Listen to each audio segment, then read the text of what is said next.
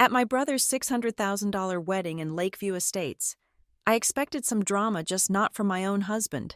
When I saw her, his ex, sitting in the front row wearing the perfume I once bought him, I realized this was no accident. He smiled at me across the aisle, as if daring me to react. He didn't know the lesson I'd been preparing for 6 months was about to begin, and it was priced far higher than his entire portfolio. My name is Rachel Carrington. At 38, I've learned that the most important transactions in life have nothing to do with money and everything to do with leverage. As a senior financial advisor for a private equity fund, I live by that principle today. However, I wasn't at the office. I was standing in a sun-drenched pavilion at the Lakeview Estates in Colorado, watching my brother, Mark, get married in a ceremony that cost more than the average American's lifetime earnings. The price tag was a cool $600,000, a figure I knew, because I had helped him structure the investment portfolio that paid for it. Everything was meticulously curated for the pages of a magazine. 300 of Colorado's most influential figures dotted the manicured lawns, their pastel silks and bespoke suits a vibrant testament to new money and old power. Peonies and hydrangeas, flown in from Holland, formed cascading arches that bled their sweet, cloying scent into the crisp mountain air. A string quartet played Vivaldi with a polite, practiced precision that was easy to ignore.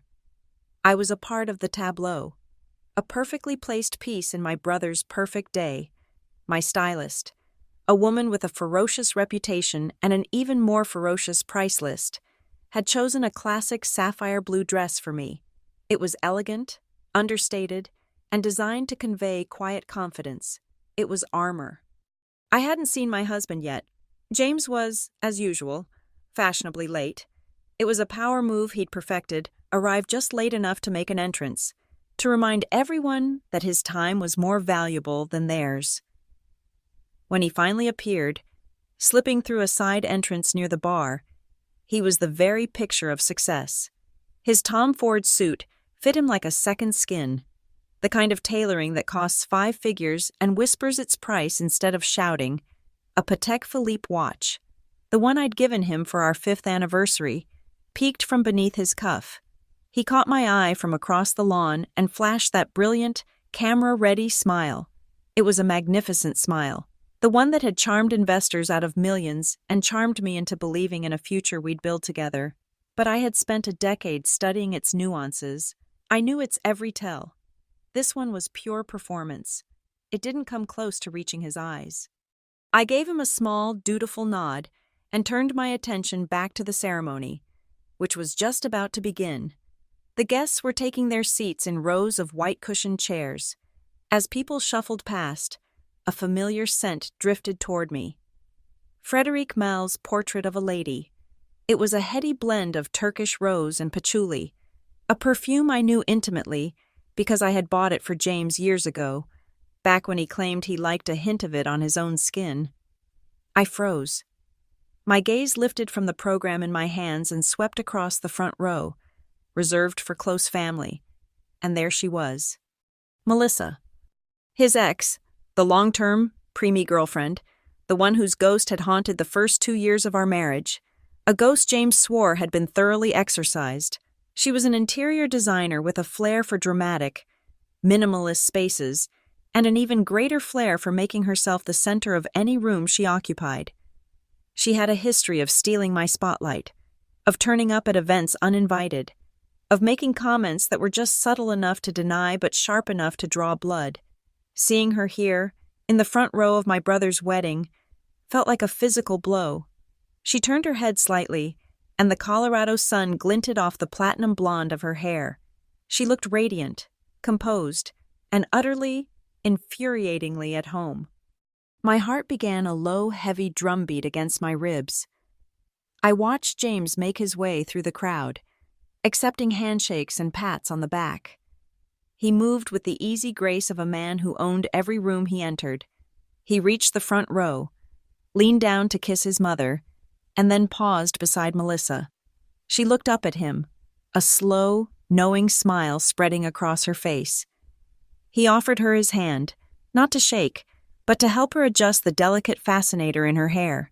It was a gesture of casual intimacy, the kind shared between two people with a long and complicated history. Then he moved on, taking the empty seat beside me. "Sorry I'm late," he murmured, his breath warm against my ear. The call with the Singapore investors ran long. It was a lie. I knew he'd been playing golf at Cherry Hills all morning. I said nothing. I kept my eyes fixed on the altar, where my brother and his beautiful bride were now standing. But in my peripheral vision, I was aware of every shift in James's weight, every breath he took. The air between us was thick with unspoken words. The ceremony was beautiful. The vows were heartfelt. People cried. I felt nothing. My entire consciousness had narrowed to a single, burning point of focus: the woman in the front row and the man sitting beside me. The betrayal wasn't just her presence. It was the audacity of it, the sheer, unmitigated gall. During the cocktail hour that followed, I saw them together again. They were standing near the grand fountain, holding identical glasses of champagne. He was laughing at something she'd said, his head tilted back, his body language open and relaxed in a way it rarely was with me anymore.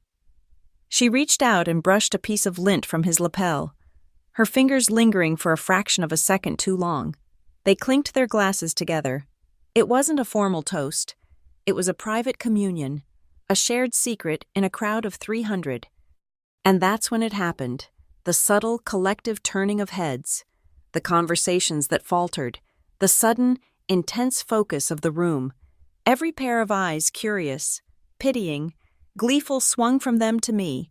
They were waiting for a reaction, for the shouting match, for the thrown drink, for the public unraveling of Rachel Carrington, the woman who always had everything under control. They wanted a show. I felt a cold, clear calm settle over me. My training took over. In the world of high-stakes finance, emotion is a liability. Panic is a death sentence. You assess the situation, you identify your position, and you formulate a strategy. I took a slow, deliberate sip of my champagne, letting the crisp bubbles fizz on my tongue. My hand was perfectly steady. My expression remained placid. I turned to my cousin Susan, who was watching me with wide, worried eyes. I leaned in, a small, wry smile touching my lips, and murmured just loud enough for her to hear. "He just invited the wrong guest list." Susan let out a nervous laugh, unsure if I was joking, but in my mind, the gears were already turning, spinning with the cold, frictionless precision of a well-oiled machine. This wasn't some unfortunate coincidence. This wasn't James being thoughtless. This was a calculated move, a message. I knew because I had seen the invitation. 3 weeks ago, late one night when he was asleep, I'd been searching for a tax document on our shared cloud server. His email account was still logged in on the tablet. I hadn't been looking for anything, but there it was, in his sent folder, an email to Melissa. The subject line was Mark's wedding. The body was short and casual. "You should come," it read. "It'll be fun. You know you're always family." It was sent from his personal account, signed with his name. He had copied me in on the email, a final, deliberate twist of the knife. He wanted me to see it. He wanted me to know. He thought he was daring me to make a scene, to crumble, to prove I was the emotional, irrational wife he'd been painting me as for the past few years. He saw me as a dependent, an accessory to his success. He had forgotten who I was before I became Mrs. James Davenport. He had forgotten that I managed a portfolio worth $9 billion. He had forgotten that I could dissect a balance sheet and spot a fatal weakness from a mile away. As I stood there, surrounded by the scent of expensive flowers and the sound of polite laughter, I raised my glass in a silent toast of my own. He thought this was his power play. He thought he was in control. He didn't know that I hadn't come to this wedding simply to be a wife, or even a sister. I had come here to liquidate an asset, and that asset was him. The lesson he was about to learn would be swift, brutal, and very, very expensive. The wedding reception was a masterclass in performative joy. Laughter echoed under the soaring white canvas of the tent as James held court, a king in his element. He was telling some animated story about a venture capital deal in Silicon Valley, his hands gesturing expansively. Melissa stood beside him, laughing at all the right moments. Her posture a study in proprietary elegance. They looked like a power couple. They looked like the future. Our friends, our business partners, they all watched, their expressions ranging from discomfort to thinly veiled excitement. I watched, too, from a table near the dance floor, nursing the same glass of champagne for the better part of an hour. To them, I was the wronged wife, a pathetic figure in a designer dress.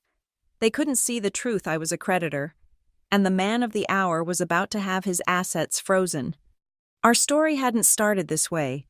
When I met James Davenport a decade ago, he was a brilliant, hungry coder with a revolutionary idea and not much else. His company, Haven Link, was just a concept, a few lines of code on a server in his garage. He was the self-made millionaire in the making. I was the one who made sense of the numbers. I left a promising career at a top-tier firm to join him, not as an employee, but as a partner. I structured the seed funding rounds. I negotiated with the sharks in Sand Hill Road. I drafted the contracts that protected his intellectual property. I was the architect of his financial fortress. His favorite line, the one he'd whisper to me late at night as we looked over projections and blueprints, was, "We'll build everything together. Rach, everything." Together was a beautiful word. For the first 5 years, it was our gospel. We were an unbeatable team. He had the vision. I had the strategy. He saw the future. I mapped the path to get there, mitigating the risks and maximizing the returns. Haven Link exploded, becoming a titan in the data security space. Our net worth swelled from 6 figures to 9. We bought the penthouse, the vacation home in Aspen, the matching cars. We became a story people told. But success has a way of corroding the foundations of together. Slowly, imperceptibly at first, the pronoun began to shift. We landed this client became I landed this client. Our company became my company. The late-night strategy sessions were replaced by solo trips he claimed were essential for networking. The transparent financial reports I used to co-author were replaced by opaque summaries prepared by his new CFO. A man who looked at me with polite condescension. James started making high-risk angel investments without consulting me, siphoning funds from our joint accounts into ventures I knew were destined to fail. He was gambling with our future, intoxicated by his own mythos. The breaking point arrived on a Tuesday night in late April.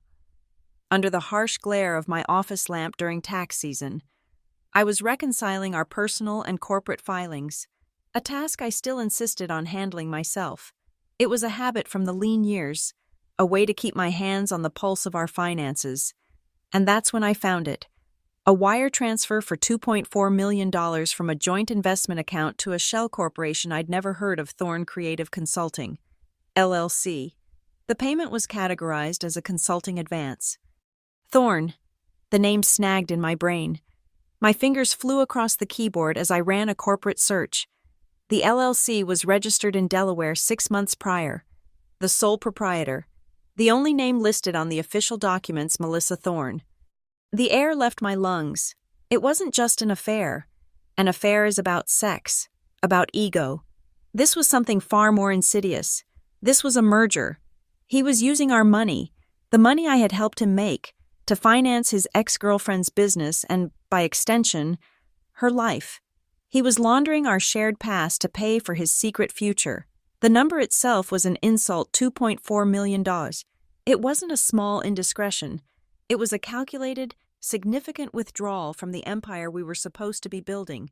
Together, I waited for him to come home. When he walked in, shedding his jacket and loosening his tie, I didn't raise my voice. I simply turned the laptop screen toward him. "Thorn Creative Consulting," I said, my voice dangerously quiet. "Care to explain this line item?"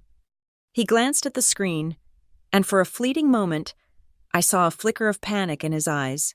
It was gone as quickly as it appeared, replaced by a mask of bored irritation. "It's a business expense, Rachel.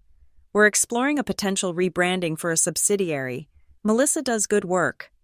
$2.4 million for exploring without a contract, without a board discussion, without mentioning it to your partner. He sighed, the sound of a patient man dealing with an unreasonable child. You're overreacting. It's just business. You've gotten so emotional about these things lately. This is why I've started handling the bigger investments on my own. That was the moment, the click of a lock falling into place. It wasn't the lie. It wasn't even the money. It was the condescension, the casual, dismissive wave of his hand as he tried to gaslight the most competent financial mind he'd ever known. He didn't see me as his partner anymore. He saw me as an obstacle, an emotional, pretty little thing to be managed. I said nothing else. I closed the laptop and walked away. He took my silence for submission. He thought he had won, but he had made a catastrophic miscalculation. He assumed my love for him was my only source of power. He forgot that my real power lay in the systems I had built. That night, my war began, while he slept. I went back to my office. I wasn't crying. My grief had crystallized into something cold, hard, and efficient. I began a systematic, deep-level backup of every financial document, every email, every server log related to James Davenport and Haven Link, encrypted hard drives, multi-layered cloud accounts based in Switzerland. I created a fortress of evidence. He, in his towering arrogance, had grown careless. He never changed the legacy permissions from the early days.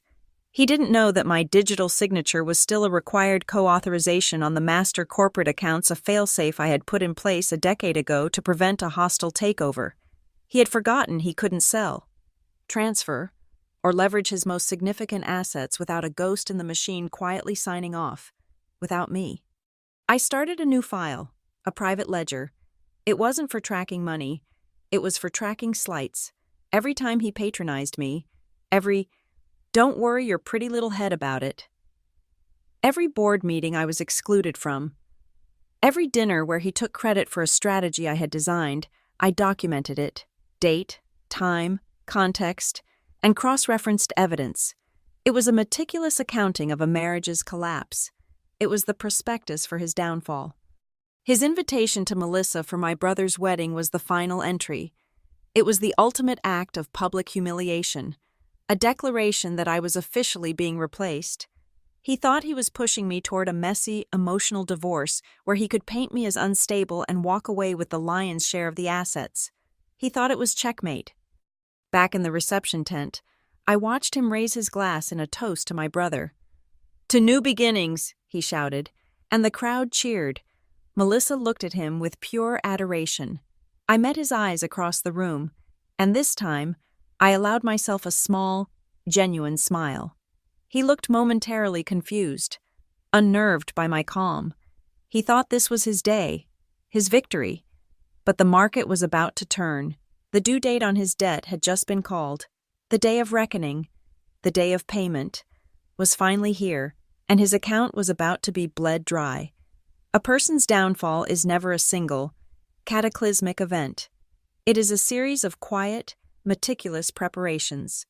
While James was living his triumphant, two-faced life, I was living one of my own. My preparations for this day began 6 months ago, not with tears or anger, but with a phone call to a man named Julian Croft. Croft is the kind of lawyer whose name is only whispered in the darkest corners of corporate litigation, a shark who specializes in high-net-worth divorces that look more like hostile takeovers. Our first meeting took place in a sterile, soundproofed conference room overlooking Central Park. I didn't bring a box of tissues. I brought a stack of financial statements and a detailed risk assessment. "I don't want to just leave him," I told Croft, my voice as steady as the skyline.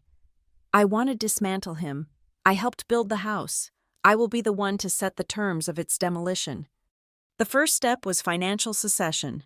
I began the painstaking process of untangling a decade's worth of intertwined assets. It was a surgical operation, conducted in the dead of night on my encrypted laptop. I moved my personal earnings, bonuses, and inherited funds into a series of blind trusts registered in the Cayman Islands. I liquidated shared assets that he had forgotten we even owned: art pieces, bonds, a small real estate holding in Miami, and rerouted the capital, on paper. To any cursory glance, our joint net worth remained robust. In reality, I was quietly building my own sovereign nation while he was still enjoying the privileges of our shared citizenship. The masterstroke, however, was far more audacious. It was an act of covert infiltration. I knew that one of HavenLink's earliest angel investors, a man named Robert Wexler, had been looking for a quiet exit. He was old-school tech, wary of the aggressive expansion James was pushing. Through a discreet hedge fund, I controlled a shell entity named North Star Holdings. I initiated a private sale. Over the course of 3 months, I used my newly liberated capital to acquire Wexler's entire block of shares. When the final wire transfer cleared, I, through North Star, became the silent owner of 17% of HavenLink. James, when he saw the updated cap table, would have barely registered the name. He would have seen it as just another faceless institutional investor, never once suspecting that the enemy was now inside the gates, sitting across from him at his own breakfast table. 17% wasn't a controlling stake, but it was a voice. A loud, powerful, and when necessary, disruptive voice. It was leverage. I knew my moment would come. James was an addict, and his drug was growth. His ego demanded constant validation in the form of bigger deals, higher valuations. For the past year, he had been obsessed with a new round of funding, a massive $60 million cash injection that would finance a global expansion and triple the company's valuation before a planned IPO. It was his legacy project, the jewel in his crown. But a deal of that magnitude required a unanimous preliminary vote from the board and all major shareholders. Every signature was critical. This is where my strategy moved from finance to orchestration. As North Star Holdings, I had a seat at the table. My fund manager, a proxy I hired for his impenetrable poker face, began to subtly influence the deal's timeline. Citing fabricated concerns about market volatility in Q4 and a favorable regulatory window in early Q3, he pushed for an accelerated timeline. He argued, persuasively, that the vote had to happen now. Through a series of carefully worded emails and conference calls, we nudged the final electronic vote to a very specific date: Saturday, October 7th, the day of my brother Mark's wedding. The symmetry was a bitter private joke that only I was in on. Now, sitting at the reception, my phone vibrated on the silk tablecloth. The screen was a chaotic collage of my 2 lives. A text from my aunt. "You look stunning, so happy for Mark." A notification from Instagram with a picture of the happy couple. And then, an email from the office of the HavenLink board. The subject line was stark and official. Urgent preliminary vote required Project Atlas expansion. Attached was a single, password-protected PDF. I tapped it open, entering the code. The document was simple. A single page with dense legal text outlining the terms of the $60 million investment. At the bottom were the electronic signature boxes for the key stakeholders. James's name was there, the names of the other board members, and the final box, North Star Holdings, my box. I knew that without my vote, the entire deal would be frozen. The funds wouldn't be released. The expansion would collapse. James's magnum opus would die before it was born. I took a slow sip of water, my eyes scanning the crowd until they found my brother, Mark. He was on the dance floor with his new wife, laughing, his face alight with pure, uncomplicated happiness. His investment firm, the one he had built from the ground up, was the lead investor in the Project Atlas deal. It was the biggest move of his career, a landmark achievement that would put him on the map. He had called me a month ago, ecstatic, telling me he was finally investing in James's company, that it felt like keeping success in the family. He had no idea that the faceless fund holding up the final approval was controlled by his own sister. He thought he was helping his brother-in-law, when in fact, he was about to become an unwitting instrument in his ruin. I looked over at James. He was schmoozing with one of Mark's partners, no doubt celebrating the deal that was, in his mind, already done. He was basking in the glow of his imminent victory, oblivious to the fact that the entire architecture of his triumph rested on the consent of the woman he had so publicly and deliberately humiliated.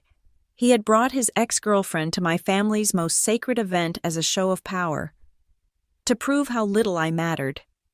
He didn't understand. By bringing her here today, he hadn't pushed me out of the picture. He had dragged me to center stage and handed me the detonator.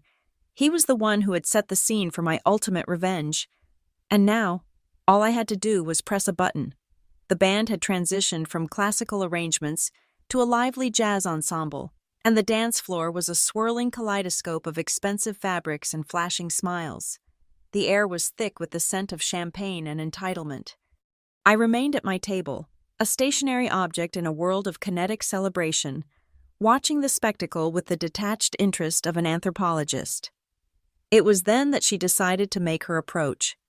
Melissa moved through the crowd with the fluid confidence of a woman who knew she was the most captivating subject in any room. Her silver dress shimmered under the fairy lights, and her smile was a weapon, bright and sharp.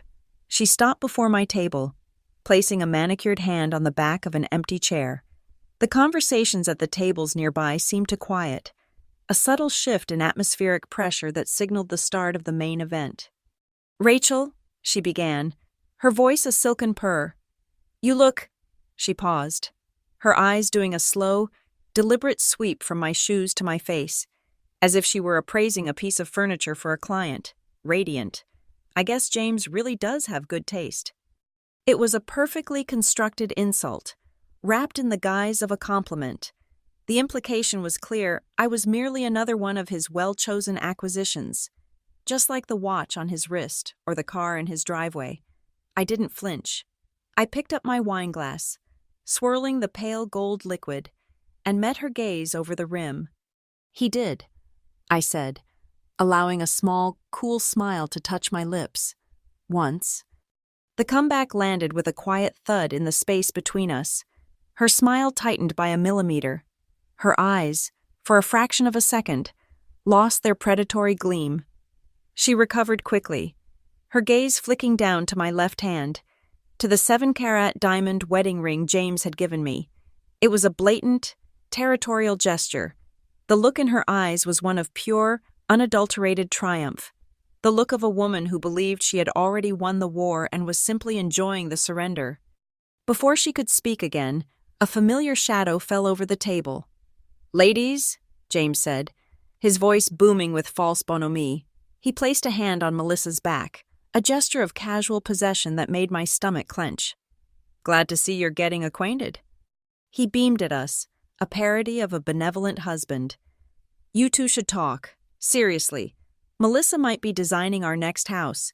We're thinking something modern, minimalist, with a lot of glass, up in the mountains."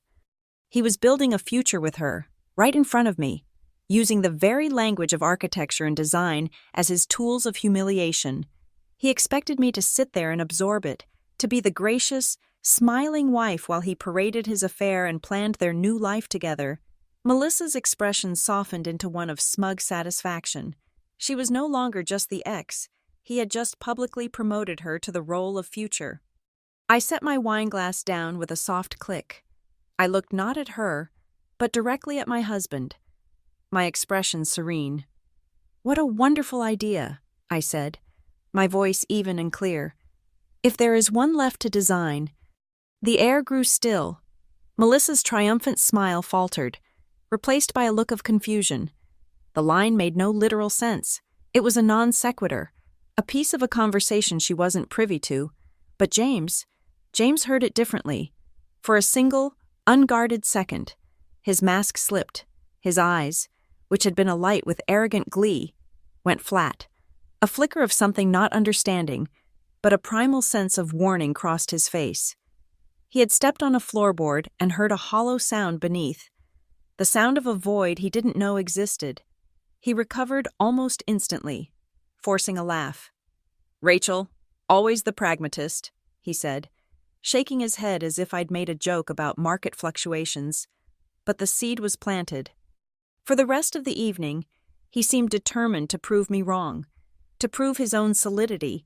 He was a whirlwind of bravado, I watched him tell the story of his first million to a circle of fawning junior analysts. I heard him casually name-drop a senator he'd played golf with. I saw him show off the schematics for a new Haven Link server farm on his phone to my brother. Success, money, power, he draped himself in them like a king wears ermine. But to me, every boast was another piece of evidence for the prosecution. Every anecdote about his infallible business acumen was a testament to the hubris that was about to be his undoing. He was celebrating a kingdom that was already in receivership. Finally, I excused myself. I walked away from the noise and the light of the tent, stepping out onto a stone terrace that overlooked the dark, placid lake. The cool night air was a relief. The distant mountains were sharp, black silhouettes against a star-dusted sky. I took a deep breath, took out my phone, and my thumb hovered over the screen. There were no flashing red buttons or dramatic countdowns. It was all so beautifully, brutally mundane. I opened the secure application for North Star Holdings. The interface was clean, black and white, all business. It displayed the pending resolution, Project Atlas Expansion $60 million funding. Below were three options: vote approve, vote reject, and vote abstain pending further review. I thought of his hand on her back. I thought of his condescending voice telling me I was overreacting. I thought of the $2.4 million he had stolen from our future to give to his past. My thumb pressed the third option: abstain pending further review. A small confirmation box appeared. Submit vote. This action is irreversible for 24 hours. I pressed confirm. A green check mark appeared for a moment, then vanished. That was it. No explosion, no alarms, just a few pixels shifting on a screen. But I had just pulled the pin from a grenade and rolled it silently into the center of his world. He didn't know it yet, but with that single command, the $60 million deal was frozen. The wire transfers would not be initiated. The contracts would be placed on indefinite hold. His legacy project, his triumph, was now caught in a procedural purgatory from which I, and I alone, held the key. I slipped the phone back into my clutch and turned back toward the party. The band was playing a slow song. James saw me and beckoned me to the dance floor. He was smiling, his brief moment of unease apparently forgotten, lost in the celebratory haze. He pulled me close, his arm wrapping around my waist. "Having a good time," he murmured, swaying to the music. "The time of my life," I replied, resting my head against his chest. I could feel the steady, confident beat of his heart, the heart of a man who had no idea he had been clinically, quietly, and completely gutted. Tonight, he would toast to his future, dance with his wife, and dream of his expanding empire. Tonight, I would let him. I would make him celebrate with the very person who had just ensured that his future would never arrive. The slow dance ended, and James spun me out with a flourish that drew a smattering of applause from the onlookers. He was a performer, and I had been his prop. I returned to my table, the ghost of his proprietary hand still lingering on my back. The wedding was reaching its zenith. The champagne tower had been poured. The cake was being served, and the toasts had become progressively more sentimental and slurred. I thought the public rituals were over. I was wrong. The MC, a college friend of my brother's named Todd, bounded back onto the stage, his face flushed with alcohol and excitement.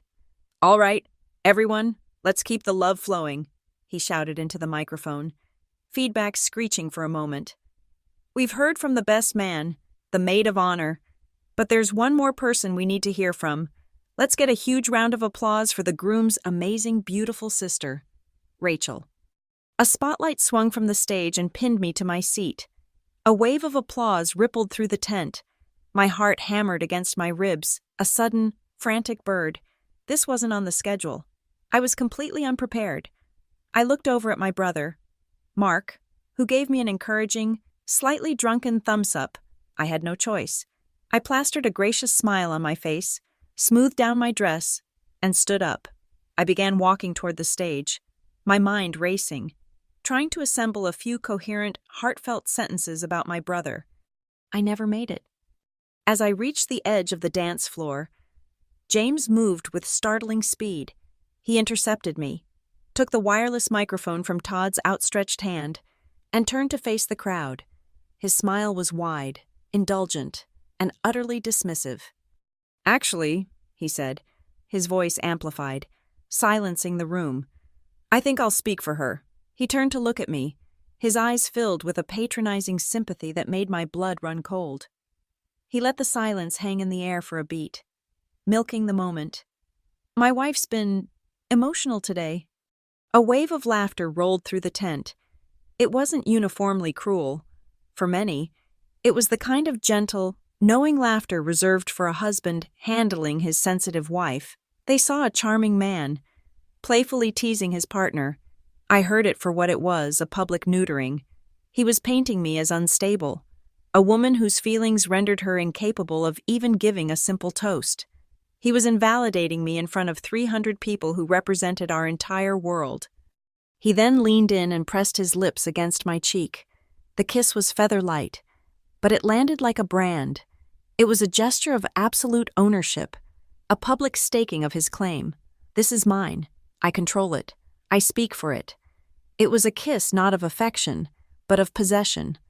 My eyes, burning with a sudden, cold fury, darted past his shoulder and found Melissa. She was watching the entire exchange, and a slow, venomous smirk was spreading across her lips. It was a look of pure victory. This was her trophy. This public humiliation was the confirmation of her status, a scene orchestrated for her viewing pleasure. In that instant, something inside me shifted. The last vestiges of hurt and sentimentality were flash-frozen, then shattered, leaving behind something diamond-hard and brutally clear. The clock was ticking. I smiled. It was a bright, brilliant thing. I turned to my husband, my expression one of sweet adoration. I reached out and gently took the microphone from his hand. He was so surprised by the gentle, non-confrontational nature of the gesture that he let it go without resistance. "Thanks, darling," I said into the mic, my voice smooth as silk. The crowd quieted again, curious. "You're right. I have been emotional." I paused, letting the admission hang in the air, letting them all lean in. "But emotions can be—" I let my eyes find his, holding his gaze. "Quite profitable." I raised my champagne flute. "A toast," I announced, my voice ringing with a newfound clarity. "To lessons learned the hard way." A smattering of confused but appreciative laughter broke out. People thought it was a clever, self-aware joke about the trials of a long marriage. My brother laughed, raising his glass in solidarity. Melissa's smirk faltered, but James didn't laugh. His face went rigid, the charming husband mask dissolving to reveal the cold, hard man beneath. He had heard the words, and unlike everyone else in the room, he understood their syntax. He knew it wasn't a joke, it was a threat. I walked back to my table, my back straight, my head held high. I could feel his eyes on me, boring into me. The MC, flustered, quickly tried to get the party back on track, calling the single ladies to the floor for the bouquet toss. The music swelled, the lights swirled, and the moment was over. But it wasn't. It was just beginning.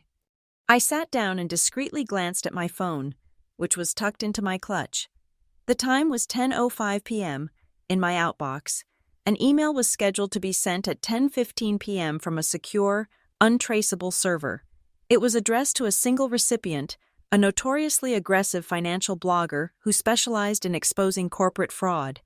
The email contained no text, just a subject line that read, "An interesting discrepancy in Havenlink's pre-funding declarations," and a single, password-protected attachment.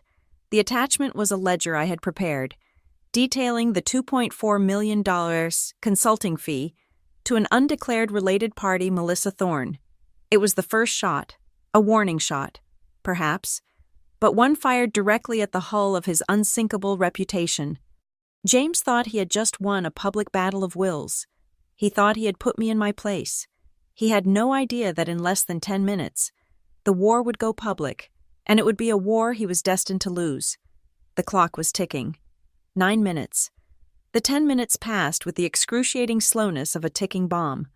I sat at my table, a placid smile fixed on my face, accepting congratulations for my witty toast. I watched James across the room. He was trying to recapture his swagger, but the bravado felt brittle now. His eyes kept finding mine, a question mark hanging in the air between us. He knew something was wrong, but his arrogance wouldn't allow him to believe I was the cause. To him, I was just a component of his life, not a variable that could alter its course. At 10:16 p.m., my phone gave a single, almost imperceptible vibration. The email was sent. The first domino had fallen. I waited another 5 minutes, letting the poison seep into the system. Then, I stood up and excused myself, murmuring something about needing some fresh air. I didn't head for the terrace. Instead, I walked back through the grand foyer of the estate, my heels clicking on the marble floor, and found what I was looking for: a small, mahogany-paneled library, designated as a quiet space for guests. It was empty. The scent of old leather and beeswax was a welcome antidote to the cloying sweetness of the reception. I didn't need much time. I took my slim laptop from my clutch, placed it on a vast, polished desk, and powered it on. The process took less than 90 seconds. I logged into the secure communications portal for North Star Holdings. I had a pre-drafted press release saved. The language was cold, corporate, and devastatingly vague, the kind of vagueness that invites the most lurid speculation. I copied the text into the release template for a major financial newswire service. For immediate release. From North Star Holdings. Pending investment in Haven Link, Inc. North Star Holdings, a key shareholder in the pending Project Atlas funding round for Haven Link, Inc., has voted to abstain pending a review of the company's financial structure. Due to discovered internal irregularities and a lack of transparency in recent capital declarations, all pending investments related to this $60 million round are on hold indefinitely, effective immediately. I read it over one last time. Internal irregularities, lack of transparency. These were the trigger words, the coded language that signaled blood in the water to the sharks of the financial world. It didn't accuse. It merely raised a question so profound it would shatter the company's valuation. I clicked publish. I closed the laptop, slipped it back into my clutch, and walked back towards the party. As I re-entered the tent, the atmosphere had changed. It was subtle at first, a discordant note in the symphony of celebration. The first sign was a prominent tech investor, a man named Henderson, standing near the bar, staring intently at his phone, his face pale.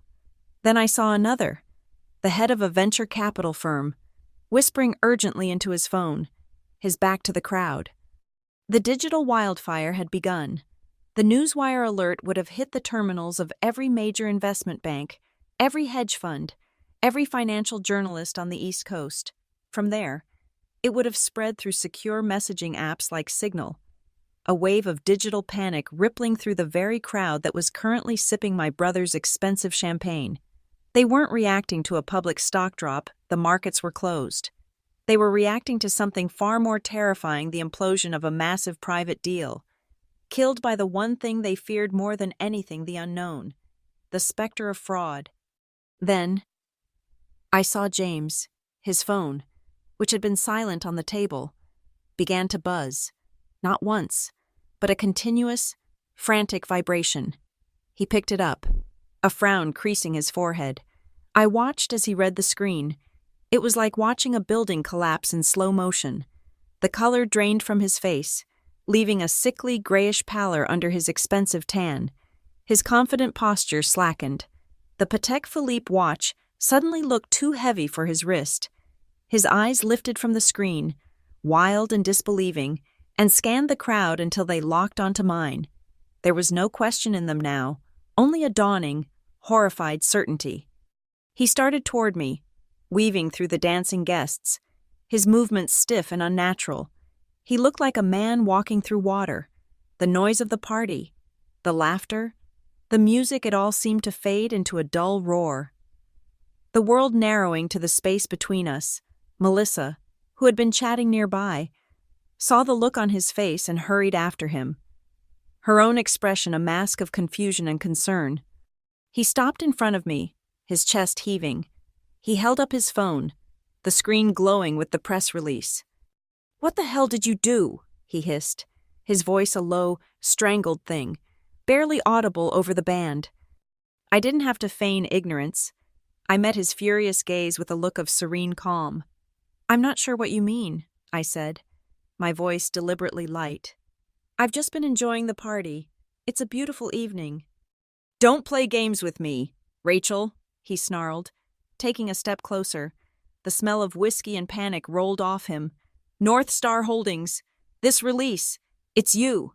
It has to be you." I took a small, deliberate sip of my wine. "I'm a financial advisor. James," I said, setting the glass down. "My job is to identify and mitigate risk. It looks like someone is just balancing the books."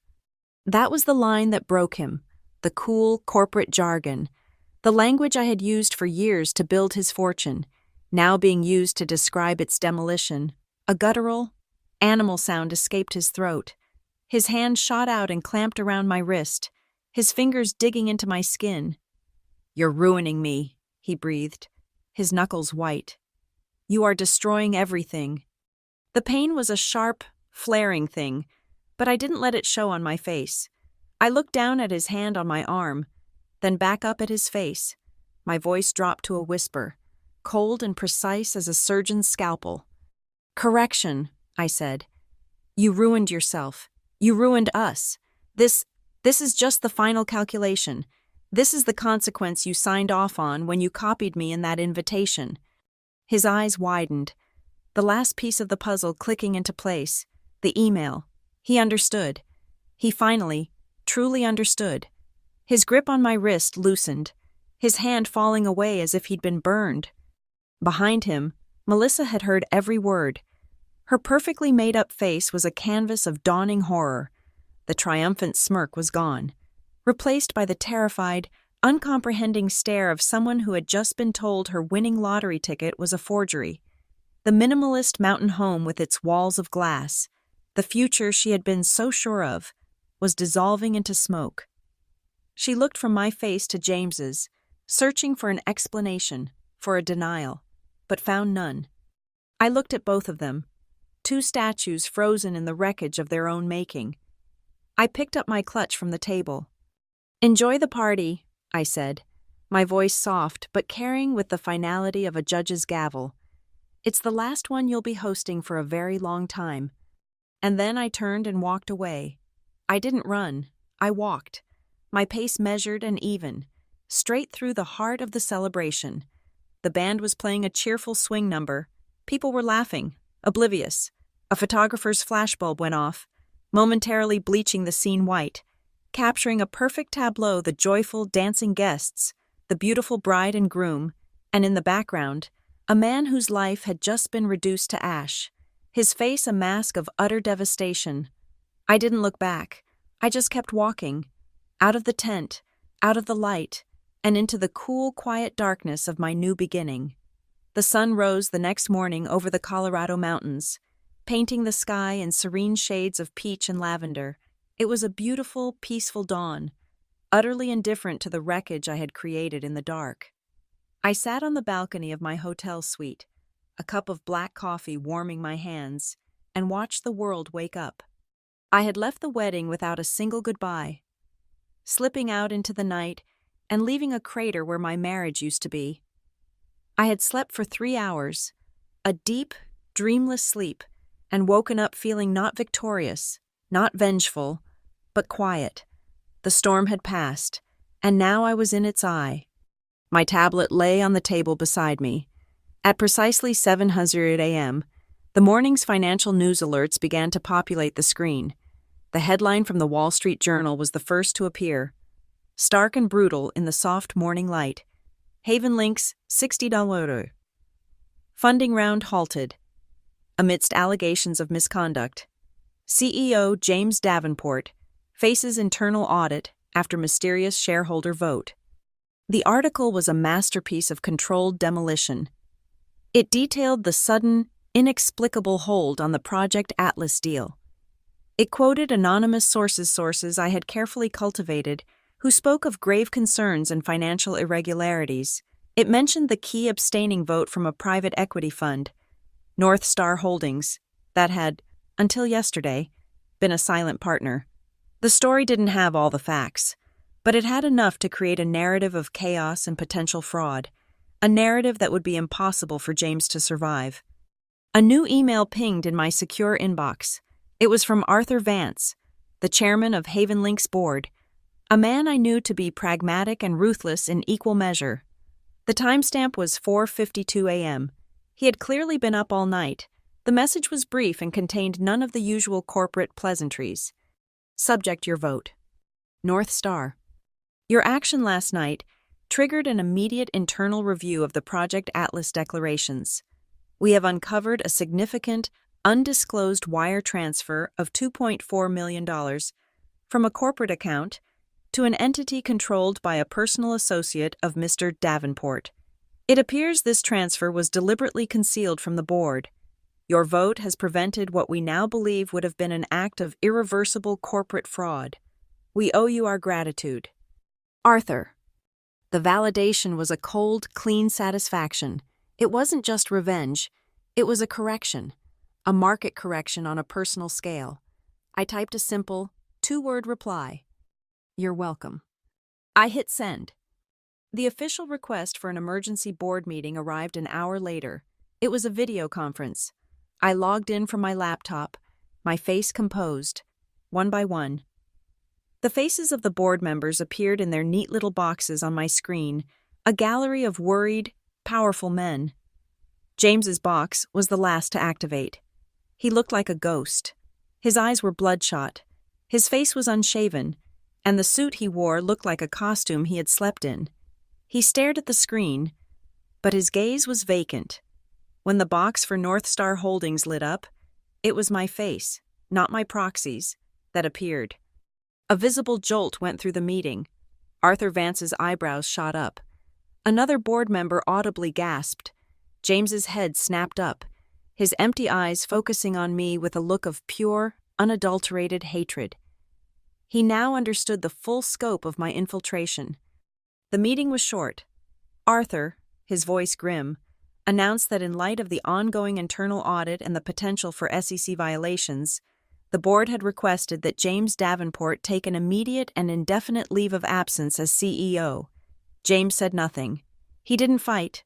He just sat there, a hollowed-out effigy of the titan he had been just 24 hours earlier, after he was dismissed from the call, his box on the screen going dark.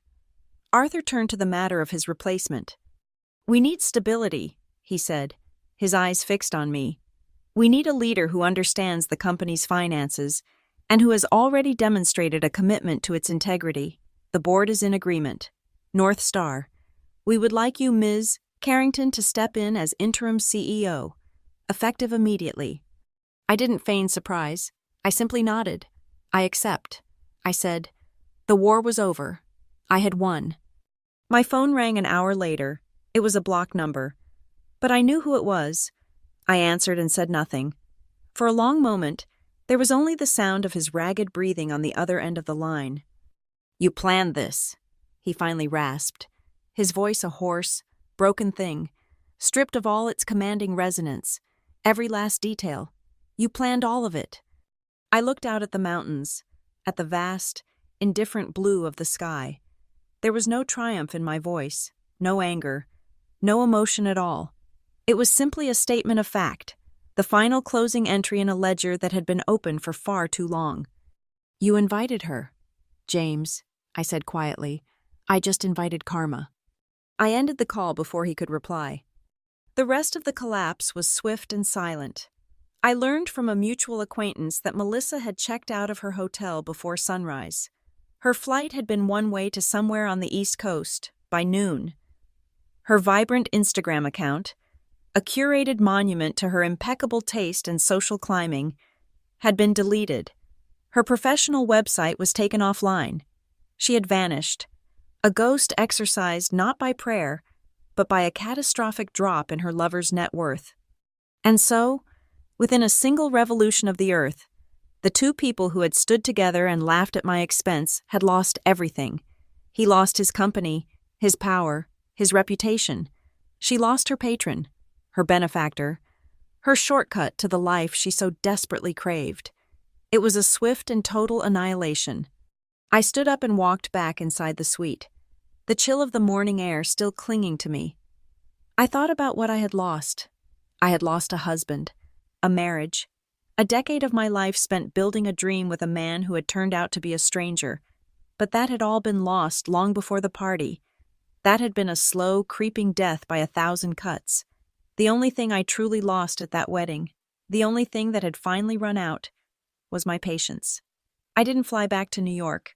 I had my assistant charter a jet to San Francisco, the heart of the tech world, the heart of HavenLink.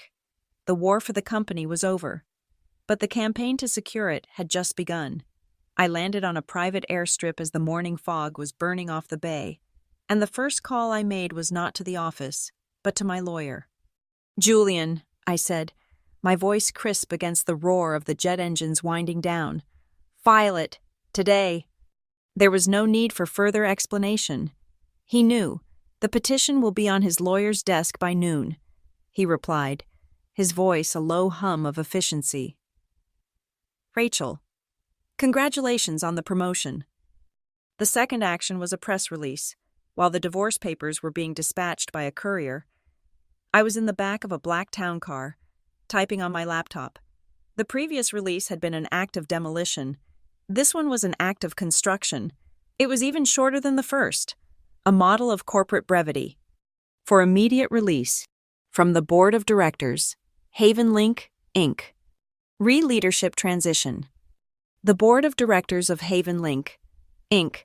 today announced the appointment of Rachel Carrington as Interim Chief Executive Officer, effective immediately. Ms. Carrington, a seasoned financial strategist and a significant shareholder in the company, will guide HavenLink through its next phase of growth and innovation. She succeeds James Davenport, who is taking a leave of absence. I attached a new headshot, one I had taken 3 months ago. In it, I wasn't smiling. My expression was neutral, my gaze direct and unflinching. It was the face of a woman who was not here to be liked, but to be respected. I sent it to the same newswire service as before. The divorce petition and the press release were a coordinated, one-at-two punch, designed for maximum impact. The first was a private declaration of war. The second was a public coronation. By the time I walked into the gleaming glass and steel lobby of the HavenLink headquarters, the news had already broken. The story was no longer just a tremor on the financial markets. It was a full-blown earthquake. The headlines were immediate and sensational. Bloomberg went with power couple. No more Rachel Carrington. Ousts husband as CEO of HavenLink. Forbes ran the ultimate takeover wife becomes boss in Silicon Valley shakeup. TechCrunch was more direct from the boardroom to the courthouse. Davenport out. Carrington in at HavenLink. My life, my pain, my meticulous revenge, it had all been distilled into a salacious, irresistible narrative. I was the scorned wife who had seized the throne. It was a story as old as time, but with a modern corporate twist. James, predictably, tried to control the narrative. He couldn't stay silent. His ego wouldn't allow it. Later that afternoon, he emerged from the gates of our Aspen home to face a small horde of reporters. He looked diminished, his expensive casual wear hanging off his frame, but he had composed himself. He stood before the cameras, his hands clasped in front of him, and delivered a performance worthy of an Oscar. "First and foremost," he began, his voice practiced and somber, "I want to say how proud I am of Rachel. She is a brilliant mind, and HavenLink is in the most capable of hands." He paused, letting the magnanimity of his statement sink in. "Our marriage may be ending, but our partnership was always about more than that. We built an empire together, and in that sense, we remain partners in spirit." It was a brilliant move. He was trying to reframe his ousting as a conscious uncoupling, a peaceful transfer of power. He was painting himself as the gracious elder statesman, while simultaneously reasserting his claim on my success, We built an empire, partners in spirit. He was trying to lash himself to my rising star, to draft in my wake. I watched the clip on a monitor in my new corner office, the one that had been his just a day before. The view of the Golden Gate Bridge was spectacular. I saw his words for what they were, a final, desperate attempt to steal my victory. I buzzed my new assistant. Schedule a press conference. Here, in 1 hour. An hour later, I stood at a simple podium in the Haven Link atrium. There were no prepared remarks. I didn't need them. The room was packed, the glare of the camera lights blinding. I waited for the cacophony of questions to die down. When silence fell, I looked directly into the lens of the center camera, the one broadcasting live. A reporter from CNBC asked the first question. Ms. Carrington, your husband just stated that you will remain partners in spirit. Do you have a comment on that? This was the moment, the pivot point on which the entire narrative would turn. I didn't smile. I didn't acknowledge James's statement directly. I simply answered the question with 5 carefully chosen words. No, I'm my own partner now. I held the camera's gaze for a beat longer, then said, Thank you. I have a company to run. I turned and walked away from the podium without another word. The effect was instantaneous. The clip didn't just go viral. It became a cultural flashpoint. It was replayed on every news channel, dissected on every talk show. It was clipped, memed, and set to inspirational music on TikTok and Instagram. My 5 words became a mantra, a declaration of independence for a generation of women who were tired of their labor, both emotional and professional, being subsumed under the title of partner to a successful man. I'm my own partner now, was a rejection of we, a reclamation of I. My inbox was flooded, not just with messages from investors and colleagues, but with hundreds, then thousands, of emails from women I had never met. A software engineer in Austin who had been passed over for a promotion in favor of a less qualified man. A lawyer in Chicago whose husband took credit for her legal strategies at dinner parties. A stay-at-home mother in Ohio whose husband controlled every dollar she spent. They all said the same thing, in 100 different ways. Thank you. You did what we all dream of doing. I had, without intending to, become a symbol of quiet, calculated justice. The fallout for James was absolute. His attempt to control the narrative had backfired spectacularly, making him look weak and parasitic. He lost the house. Julian Croft made sure of that, arguing in court that it had been purchased with funds directly tied to assets James had fraudulently tried to conceal. He lost his board seats at other companies, his reputation so toxic that no one wanted to be associated with him. He lost his friends, who quickly realigned their loyalties with the new center of power, me. The final step was the simplest and the most profound. A week after the divorce was finalized, I sat at my desk and signed a document. It wasn't a contract worth millions. It was a simple name change petition. I watched the ink dry on the page. Carrington, my father's name, my name, the last vestige of him was gone, legally and symbolically erased from my identity. I was no longer Rachel Davenport, wife of a tech mogul. I was Rachel Carrington, CEO, and I was just getting started. We met for the last time 1 month later, not in a home we had shared or a restaurant we had loved, but in the neutral territory of a law office conference room on the 42nd floor of a skyscraper. The room was designed to be devoid of personality, a long, gleaming mahogany table, 12 identical leather chairs, and a panoramic view of the city that was so vast it felt abstract. It was a space for transactions, not for memories, a place where empires were divided with the clean, cold strokes of a pen. My lawyer, Julian, sat to my right, a silent, formidable presence. James sat opposite, next to his own lawyer, a man with a tired, perpetually apologetic expression. I had seen James only in paparazzi photos since the wedding, grainy images of a man hiding behind sunglasses, looking harried and thin. Seeing him now, in the clear, unforgiving light of the conference room, was like looking at a poorly executed forgery of the man I had married. His suit, once a symbol of his power, now seemed to hang on his frame. There were dark circles under his eyes that his pride hadn't allowed him to conceal. He had lost the weight of his arrogance, and it had left him looking frail.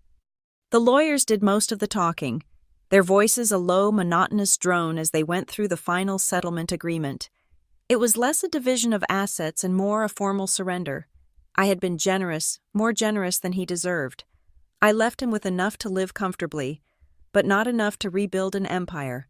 I had no interest in making him a martyr. My goal was not to beggar him, but to bankrupt his ego.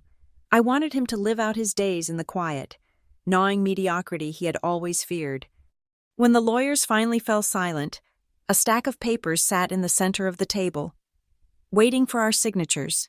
For a long moment, no one moved. The only sound was the faint, distant hum of the city below.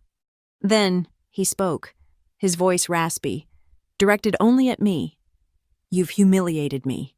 It wasn't an accusation, it was a statement of fact from his perspective, the final summary of his losses.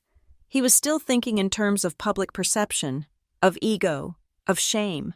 He still didn't understand the nature of the transaction that had taken place. I looked at him, my expression unreadable. "No, James," I said, my voice quiet but carrying across the polished wood. "I just balanced the emotional ledger. You had been operating at a deficit for years. I simply called in the debt." He let out a short, bitter laugh that was more like a cough. He shook his head, a look of genuine, tragic misunderstanding on his face. "So that's all it was," he sneered. "After all those years, it was just about money." He was trying to diminish me, to reduce my actions to the petty greed he could understand.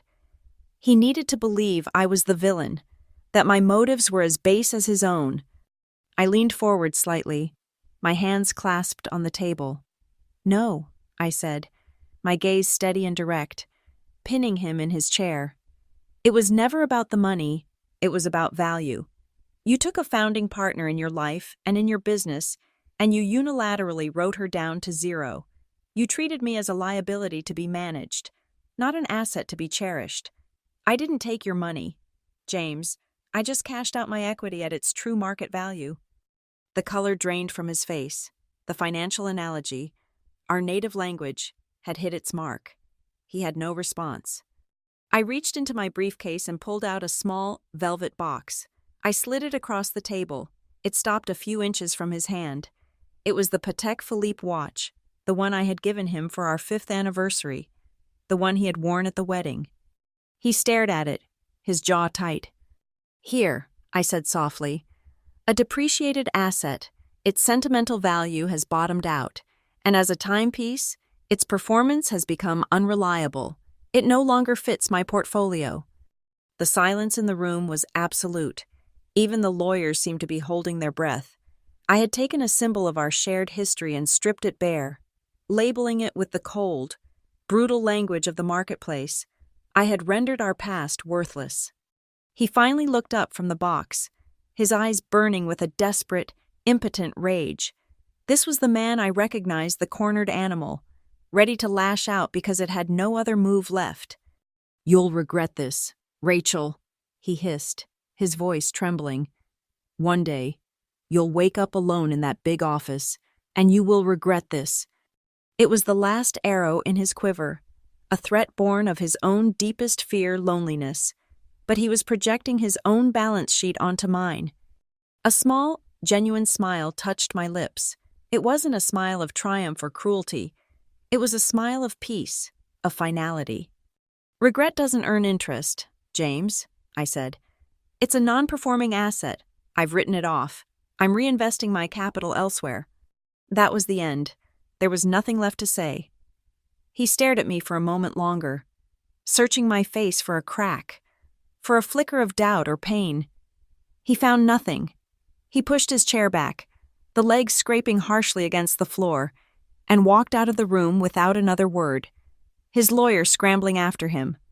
The door clicked shut, leaving behind a profound and resonant silence. Julian pushed the stack of papers toward me, along with a heavy, expensive-looking fountain pen. I picked it up. The pen felt cool and solid in my hand. I looked down at the signature line at the bottom of the last page. My name, Rachel Carrington. I pressed the nib to the paper. The stroke of the pen was smooth and unwavering, the black ink a stark, definitive line against the clean white page. There were no tears. There was no surge of joy. There was only the deep, quiet, and immensely satisfying stillness of a perfectly closed account. The books were balanced. The ledger was clear. It was the peaceful, silent hum of justice finally served. The year-end shareholders' meeting was held in a cavernous, state-of-the-art auditorium in downtown San Francisco. The air hummed with a nervous, electric energy, a potent cocktail of high-stakes capital and cautious optimism. 3 months had passed since my ascension to CEO. 3 months of relentless, grueling work. I had purged the company of James's cronies, restructured the executive team, and implemented a series of radical transparency protocols that had initially terrified, then reassured, the market. Haven Link was no longer bleeding. It was stabilized. But this meeting was not about the past. It was about whether I could sell them on the future. I stood at a sleek, minimalist lectern on a vast stage, bathed in the clean, white light of a single spotlight. Below me, hundreds of faces looked up, seasoned investors in bespoke suits, young tech analysts in trendy sneakers, and a phalanx of financial journalists, their pens and keyboards poised. They were here for the numbers, the projections, the forward-looking statements. But I knew they were also here for the story. My presentation was concise, data-rich, and devoid of drama. I laid out the Q4 performance, which had exceeded all revised expectations. I detailed our new 5-year strategic plan, focusing on sustainable growth and ethical innovation. I didn't mention James's name once. I didn't have to. His ghost was in the subtext of every slide about our new corporate governance overhaul and our commitment to absolute integrity. I spoke for exactly 20 minutes, then opened the floor for questions. They were, as expected, sharp. They came at me from all directions about market share, about our competitors, about the lingering shadow of the previous administration. I answered each one with the same cool, factual precision. I didn't deflect or dissemble. I owned the challenges, presented the data, and laid out my solutions.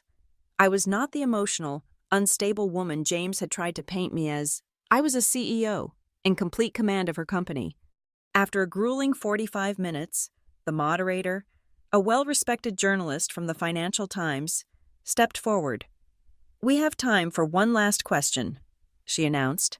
She turned to me, her expression softening slightly. "Ms. Carrington, this isn't about the numbers, but I think it's something everyone in this room is curious about. You've navigated one of the most tumultuous corporate and personal transitions imaginable this year. Looking back on it all, what would you say is the most valuable thing you learned?" The auditorium fell silent. This was it, the human interest question, the one designed to elicit a soundbite, a moment of vulnerability. The spotlight seemed to intensify, narrowing its focus until it was just me, the stage, and the weight of hundreds of expectations. I could feel them all leaning in. I took a breath. I didn't look at my notes. I looked out into the darkness of the auditorium. "I learned," I began, my voice clear and steady, carrying to the very back row, "that the most important assets we possess are never listed on a balance sheet." I paused, letting the words settle.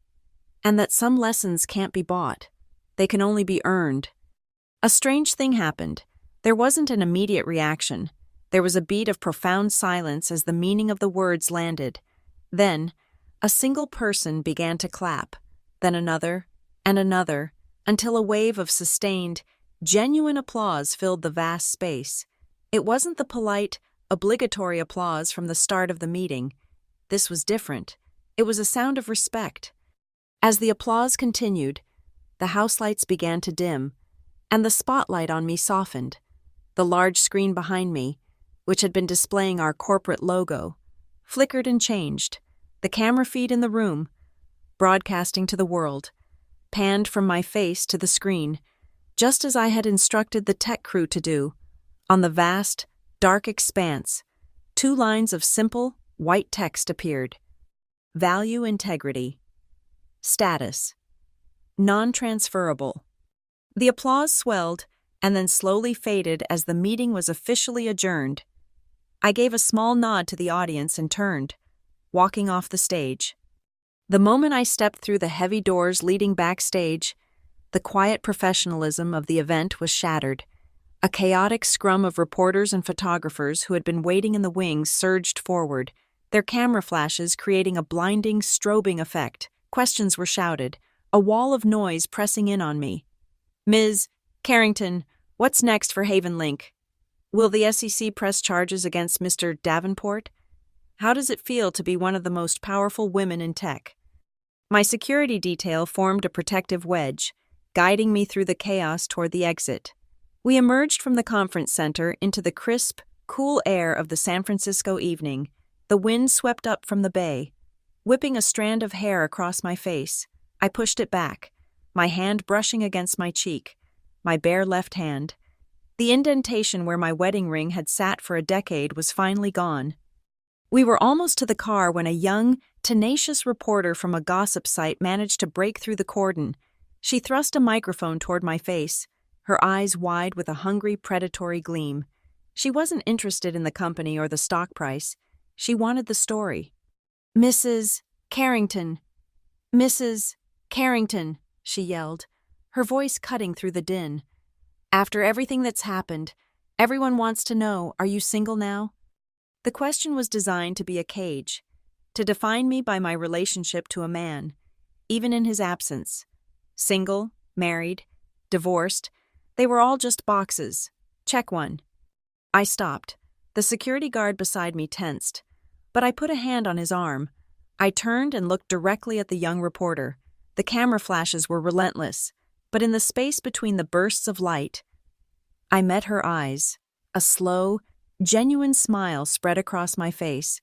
It was the first time I had truly smiled in public in a very long time. "No," I said, my voice calm and clear, a quiet island in the sea of noise. "I'm priceless." The reporter's jaw dropped. She had no follow-up. There was no follow-up. I turned and got into the waiting car. The door closed, shutting out the noise, the lights, the entire world.